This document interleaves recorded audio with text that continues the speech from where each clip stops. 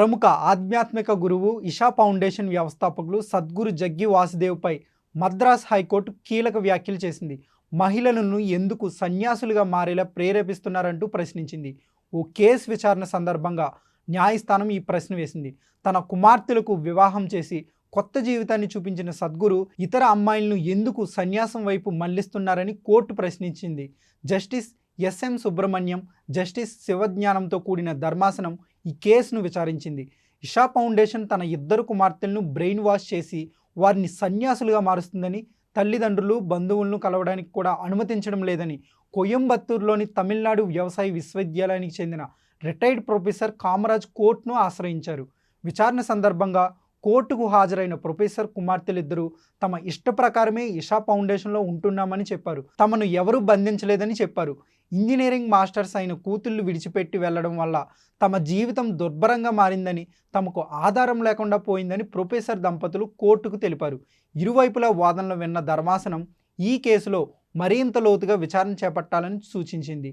కోయంబత్తూరు జిల్లాలోని వెల్లింగిరి పాదాల వద్ద సద్గురు ఇషా ఫౌండేషన్పై నమోదైన కేసులన్నింటినీ సేకరించి తదుపరి పరిశీలన కోసం తమ ముందు హాజరు కావాలని కోయంబత్తూరు పోలీసులకు మద్రాస్ హైకోర్టు ఆదేశించింది. డాక్టర్ ఎస్ కామరాజ్ దాఖలు చేసిన హెబియస్ కార్పరస్ పిటిషన్పై న్యాయస్థానం విచారించింది. తన కూతురికి పెళ్లి చేసి జీవితంలో సెటిల్ అయ్యేలా చేశారని, కానీ ఇతరులు కూతుళ్లను మాత్రం సన్యాసుల్లా జీవించేలా ప్రేరేపిస్తున్న సద్గురువు ఎందుకు అలా చేస్తున్నారని తెలుసుకోవాలని ఉందని జస్టిస్ శివజ్ఞానం తెలిపారు. అదే సంస్థలో పనిచేస్తున్న వైద్యుడి గురించి కూడా పిటిషన్లో ప్రస్తావించబడింది. ఆదివాసీ ప్రభుత్వ పాఠశాలలో చదువుతున్న 12 మంది బాలికలను వేధించాడనేది సదరు వ్యక్తిపై వచ్చిన ఆరోపణ అని ధర్మాసనం పేర్కొంది. ఇంకా అనేక క్రిమినల్ కేసులు నమోదయ్యాయని, ఆరోపణలు పెండింగ్లో ఉన్నాయని పిటిషనర్ తరపు న్యాయవాది చెప్పారని ధర్మాసనం పేర్కొంది. స్వేచ్ఛగా ఉండేందుకు స్వచ్ఛందంగానే సదరు మహిళలు సన్యాసులుగా మారినట్టు ఇషా ఫౌండేషన్ తెలిపింది. ఈ నేపథ్యంలో ఇషా ఫౌండేషన్ సుప్రీంకోర్టును ఆశ్రయించింది.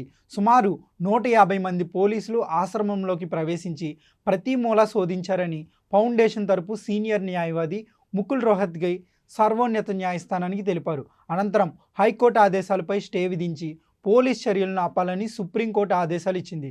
తదుపరి విచారణను అక్టోబర్ 14కు వాయిదా వేసింది.